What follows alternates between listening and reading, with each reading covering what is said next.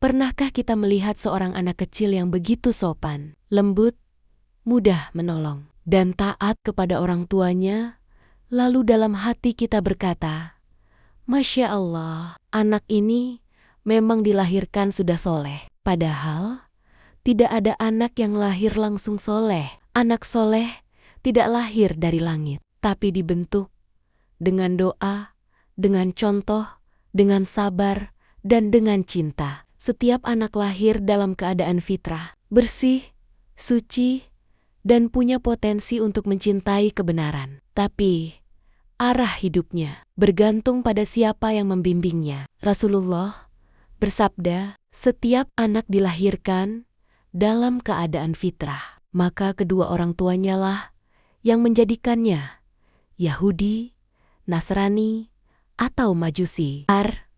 Bukhari dan Muslim. Artinya, bukan dunia luar yang pertama kali membentuk anak, tapi rumahnya sendiri. Bukan sekolah yang pertama kali menanamkan nilai, tapi ayah dan ibunya. Seringkali orang tua berharap punya anak soleh, tapi lupa bertanya, sudahkah aku menjadi orang tua yang soleh bagi anakku? Karena ketaatan tidak diwariskan lewat darah, tapi ditanamkan lewat teladan dan doa. Di zaman ini, banyak yang ingin anaknya hafal Quran, tapi lupa bahwa anak tidak akan mencintai Al-Quran jika ia tak pernah melihat orang tuanya membaca Al-Quran. Banyak yang ingin anaknya rajin salat, tapi anak belajar salat bukan dari nasihat, melainkan dari punggung ayah yang ia lihat sujud setiap malam. Anak-anak tidak meniru kata-kata kita, mereka meniru kebiasaan kita. Maka,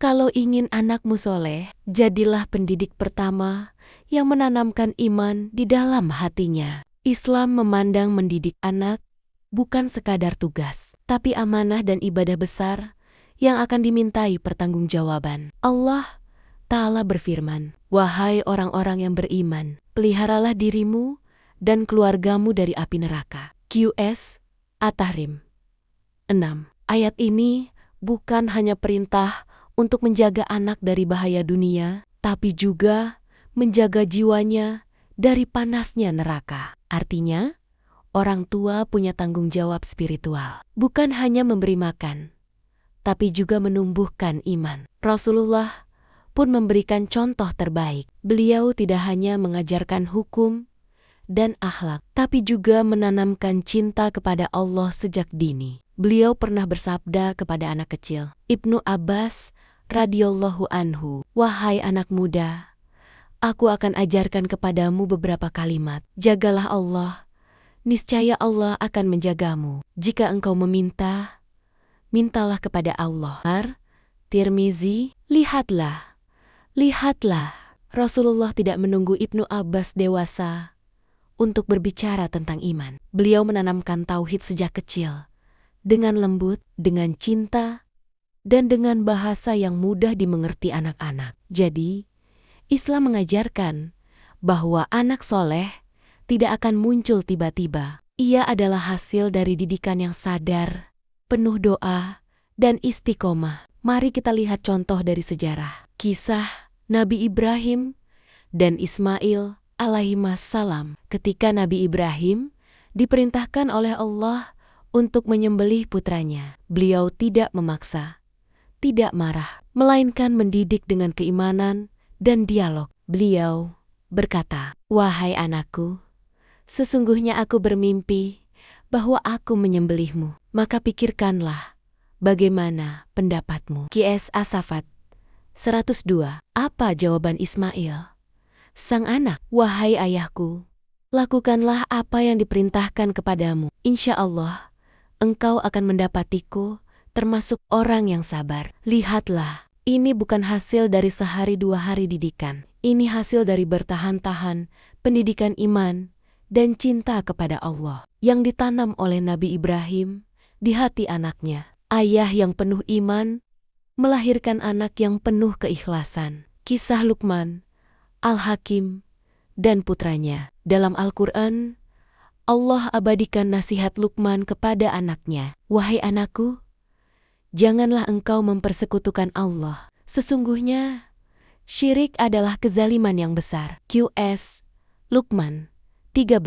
Kemudian Luqman mengajarkan adab, ibadah, dan kesabaran. Wahai anakku, dirikanlah salat, suruhlah berbuat yang ma'ruf, cegahlah dari yang mungkar, dan bersabarlah terhadap apa yang menimpamu. QS Luqman 17. Luqman tidak hanya memberi nasihat, tapi memberi contoh kehidupan yang penuh iman. Anaknya tumbuh dengan pemahaman bahwa hidup bukan sekadar sukses di dunia, tapi juga selamat di akhirat. Dari semua kisah dan dalil ini, ada beberapa pelajaran besar yang bisa kita petik. Anak soleh adalah hasil dari proses, bukan keberuntungan. Tidak ada anak yang tiba-tiba baik tanpa arahan. Kesalihan adalah hasil dari pembiasaan, doa, dan keteladanan. Jika ingin anaknya mencintai salat, biasakan rumah dengan azan dan sajadah. Jika ingin anaknya jujur, biarkan ia melihat kejujuran dari mulut ayah dan ibunya. Anak itu